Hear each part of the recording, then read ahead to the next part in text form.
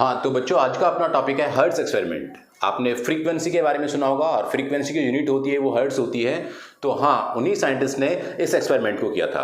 Hertz experiment से हमें पता लगा था कि ईएम वेव्स एक्चुअल में हम लोग पैदा कर सकते हैं, हम लोग प्रोड्यूस कर सकते हैं, और वो ईएम वेव कैसे प्रोड्यूस होती है वो इस एक्सपेरिमेंट में हर्ट्ज ने बताया था। देखिए मैं स्टार्ट करता हूँ किस तरीके से इन्होंने वो एक्सपेरिमेंट किया था जिसमें ईएम वेव पैदा हुई थी, और आपको बताया था, हमें बताया था कि किस तरह से हम लोग ईएम वेव बना सकते हैं। इससे पहले मैं इस पॉइंट पे बात कर चुका हूँ, तब मैंने आपको बताया था कि अगर अपने पास एलसी ऑसिलेटर हो या एलसी सर्किट हो तो उस एलसी सर्किट से भी हम लोग इस तरह के वेव्स क्रिएट कर सकते हैं। तो इन्होंने एक्सपेरिमेंट में क्या क्या सिस्टम लिए थे, किस तरह के इक्विपमेंट्स डिवाइसेस कनेक्ट किए थे, और फिर उनको कनेक्ट करके इन्होंने ये वेव बनाई थी। तो इन्होंने सबसे पहले लिया था एक इंडक्टर, एक हैवी इंडक्टर जिसके नंबर ऑफ टर्न्स काफ़ी ज़्यादा थे, और उस इंडक्टर को कनेक्ट किया था उन्होंने किसी भी एक एक्सटर्नल सोर्स से, राइट। इस तरीके से किसी भी एक एक्सटर्नल सोर्स और स्विच एस के साथ उन्होंने इसको कनेक्ट कर दिया था, राइट। अब यहाँ पे एसी लें, अब यहाँ पे डीसी लें, जो मर्जी चाहे हम लोग यहाँ पर कनेक्टिविटी ले सकते हैं, राइट। तो अब उसके बाद क्या हुआ, देखो यहाँ पर जैसे हमने स्विच लगाया, इस स्विच को ऑन ऑफ किया गया था। लेकिन उससे पहले मैं आपको बता दूं, तो यहाँ से उन्होंने दो मेटल प्लेट कनेक्ट की थी, ऐसे ऐसे दो मेटल प्लेट्स उन्होंने लगाई थी, बड़ी बड़ी, करीब अगर मैं उनको स्क्वायर फॉर्म में लगाना चाहूँ तो 60 सेंटीमीटर एक साइड उसकी हो, लेकिन मैं इनको गोल बना रहा हूँ, राइट। इस फॉर्मेट में उन्होंने बनाया और एक ऐसे ही इधर उन्होंने कनेक्ट किया, सेम साइज के,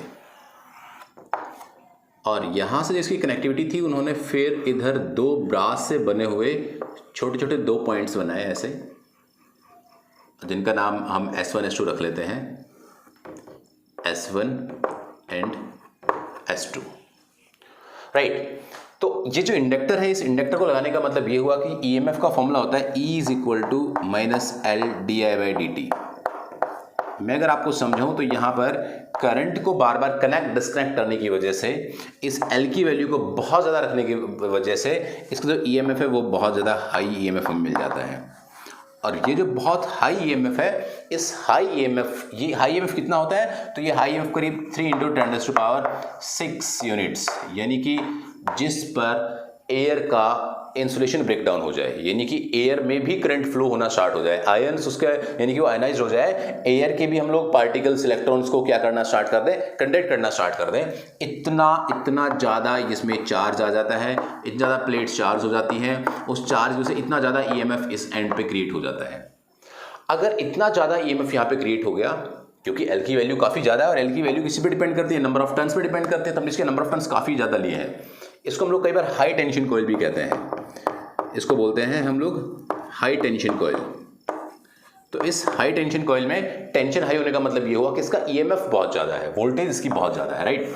तो यहाँ पर इतनी ज़्यादा वोल्टेज होने की वजह से इस पॉइंट पर, यहाँ पर ये जो दो पॉइंट है हमारे पास, इन दोनों के बीच में एयर भरी हुई है, और वो एयर आयनाइज्ड हो जाएगी, तो क्या होगा, यहाँ से इलेक्ट्रॉन्स का चार्ज का ट्रांसफर होना स्टार्ट हो जाता है, और जैसे ही चार्जेस का ट्रांसफर होना स्टार्ट हो जाता है तो यहाँ पर स्पार्किंग होती है, यहाँ पर स्पार्किंग होना स्टार्ट हो जाती है। अब जैसे यहाँ पर स्पार्किंग होती है तो हम समझ जाते हैं कि स्पार्किंग तभी होगी तब बहुत ज़्यादा वोल्टेज वहाँ पर हो, बहुत ज़्यादा इलेक्ट्रिक फील्ड वहाँ पर हो, और वो इलेक्ट्रिक फील्ड इसमें फोर्स अप्लाई कर रहा हो, और फोर्स के अप्लाई होने से क्या होगा, यहाँ पे स्पार्किंग होगी। एग्जैक्ट उसी टाइम पर उन्होंने क्या किया, सेम एक सिस्टम बिल्कुल इधर उन्होंने यूज़ किया। कैसे यूज़ किया उन्होंने, यहाँ पर भी उन्होंने दो पॉइंट लिए, मैं कहता हूँ उनको S dash, S1 S dash and S2 S dash, right, S1 dash and S2 dash, और इनको उन्होंने ऐसे कनेक्ट कर दिया। एक सिंपल जस्ट हेडफोन टाइप आपका जो पार्ट होता है ऐसा लगाया उन्होंने यहाँ पे कुछ मेजरमेंट के लिए उन्होंने एम्पियर मीटर वगैरह लगा दिया होगा जो भी। जैसे ही उन्होंने यहाँ पे इसको लगा के रखा, इसके बीच में भी इस तरह सही गैप था, ये गैप करीब 2 से 3 मिलीमीटर का हो सकता, सेंटीमीटर का हो सकता है, 2 से 3 सेंटीमीटर का हो सकता है।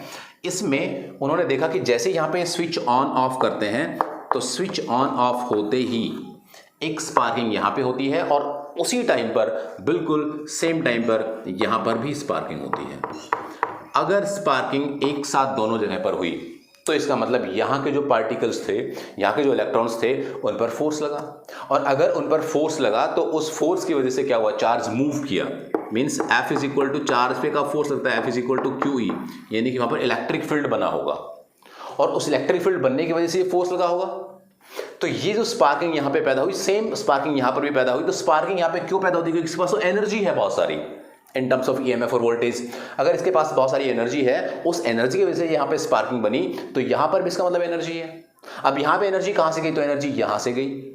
अब यहां से एनर्जी किस फॉर्मेट में गई, कैसे गई, क्या हुआ, उसके बारे में हम लोग अब बात कर रहे हैं। इसका चार्ज मूव किया, टकराया, स्पार्किंग हुई, फोर्स लगी, किसने लगाई? इलेक्ट्रिक फील्ड ने। सेम अगर हम वहां पर ये वाला पार्ट नहीं लेकर के इस तरह के कोयल कनेक्ट कर देते, कोयल लगा देते और उस कोयल के साथ ऐसे हम लोग एम्पियर मीटर कनेक्ट कर देते हैं, तो एम्पियर मीटर कनेक्ट करने के बाद क्या होता है? इसमें करंट की वैल्यू आ जाती है, यानी कि एम्पियर मीटर की सुई हिलती है। अगर मैं इस कोयल को इसकी जगह पर यहां पर रख दूं तो जैसे इस कोयल को हम यहां पर रखते हैं, तो इसका मतलब इसके अंदर कोयल में करंट आने की वजह क्या हुआ कि यहां पर फ्लक्स का चेंज हुआ। कौन से फ्लक्स का चेंज होता है? वो मैग्नेटिक फ्लक्स का चेंज होता है। और मैग्नेटिक फ्लक्स का फॉर्मूला क्या होता है? That is equal to B into A. और इसका मतलब क्या हुआ कि यहां पर मैग्नेटिक फील्ड भी आया। अगर इलेक्ट्रिक फील्ड भी यहां पर है, मैग्नेटिक फील्ड भी यहां पर है, इस पॉइंट से जब स्पार्किंग हुई, यहां पे सेम स्पार्किंग हुई, इसका मतलब क्या हुआ कि कोई ना कोई एनर्जी यहां पर ट्रांसफर हुई है, और वो एनर्जी ट्रांसफर हुई है इलेक्ट्रिक फील्ड और मैग्नेटिक फील्ड की फॉर्म में। और अगर वो इलेक्ट्रिक फील्ड और मैग्नेटिक फील्ड की फॉर्म में ट्रांसफर होती है, तो उन्होंने इसका नाम बोल दिया कि यहां से जो एनर्जी की फॉर्म ट्रांसफर हो रही है वो आपकी इलेक्ट्रोमैग्नेटिक वेव है, क्योंकि यहां से वो मूव करके गई है, चल के गई है। तो इसका मतलब क्या हुआ कि यहां से ईएम वेव चल के गई है। तो ये जो ईएम वेव पैदा हुई, ईएम जो क्रिएट हुई, ईएम जो प्रोड्यूस हुई, वो ईएम वेव प्रोड्यूस करने का पूरा सिस्टम उनका जो था, वो इस तरीके से इंडक्टर कनेक्ट करके, इस तरीके से मेटल चार्ज प्लेट्स लगा करके, बैटरी एक्सटर्नल सोर्सेज लगा करके, पूरे सेटअप को ऑन ऑफ करके, यानी कि हाई पोटेंशियल पर वर्क करा करके उन्होंने ईएम वेव को प्रोपगेट कराया। और उन्होंने बताया, प्रूफ करके बताया कि यहां पर स्पार्किंग हुई तो सेम स्पार्किंग यहां पर भी, उसका मतलब एनर्जी की फॉर्म में प्रोपगेट कर रही है। इलेक्ट्रिक फील्ड भी वहां पर आ रहा है, मैग्नेटिक फील्ड भी वहां पर आ रहा है, इसलिए इसको क्या बोल दिया गया? ईएम वेव बोल दिया गया।